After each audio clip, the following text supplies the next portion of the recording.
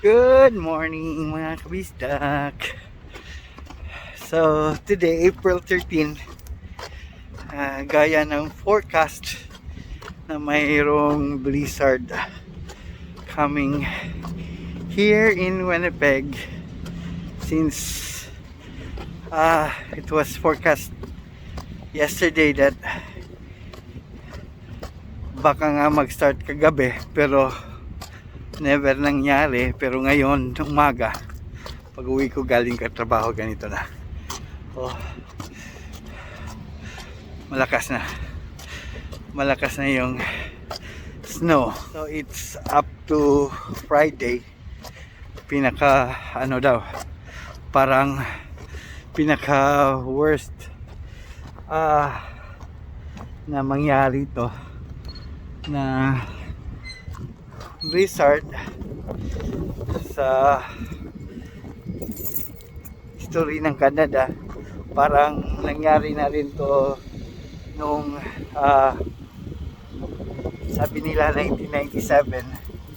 So tingnan ng natin. So we have to be careful, especially sa mga nagda-drive, lalo na ngayon.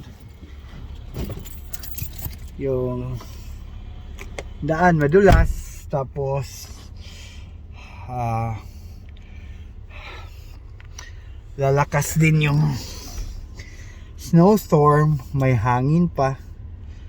So i-update ko na lang kayo mga kabisdak kung anong mangyari mamaya, kung may pasok pa ba kami o wala. Sana everyone is safe, especially those people who are working today. Kindly be careful. Namumuti na naman, April na ngayon. Dapat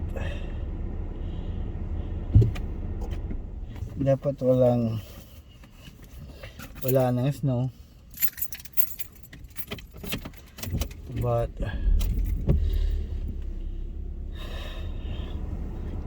di maiwasan. May bagyo din sa Pilipinas, and may bagyo din kami dito. So tara, let's go home. Sana namumuti na naman yung daan.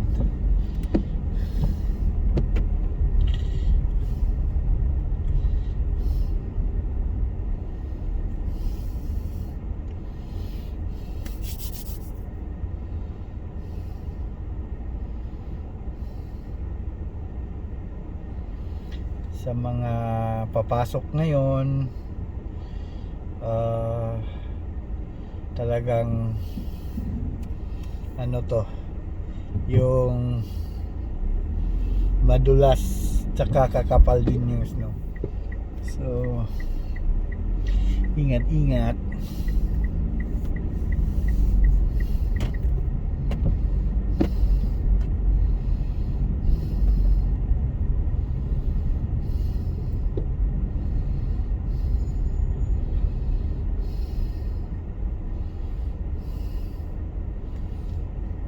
Oras natin is 6:07, April 13. Malakas na yung hangin, although natutunaw pa yung mga yellow, yung snow, but probably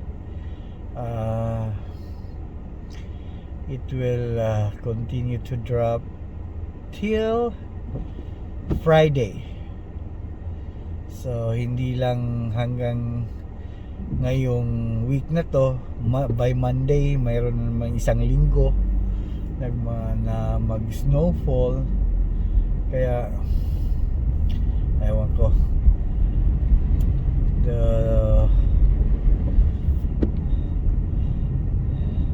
winter might not go away. Winter is coming again on spring. dinadaanan ko palagi from work to home.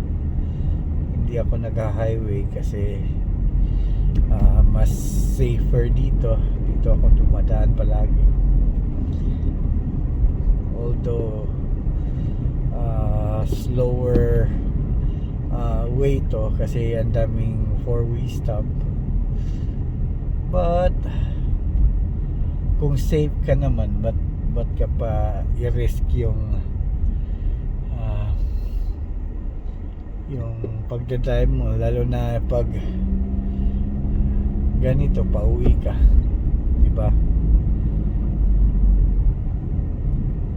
So this is my usual route from work. It takes me I think 5 or 6 minutes drive, pero nakikita nyo lakas na ng ano talaga ng snow.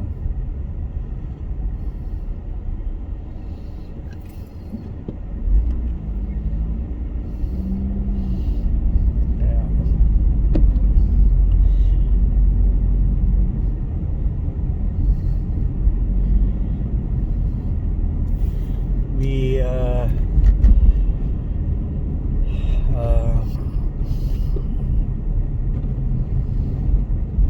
alert in your driving to keep you away from accidents, and also you will be able to come home safely.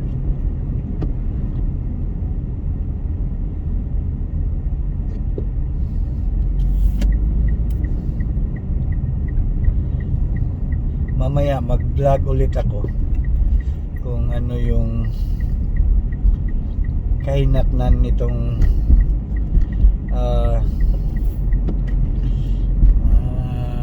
snowstorm ngayon, kasi I will be working tonight at same time, 9:30 p.m. to 6 a.m.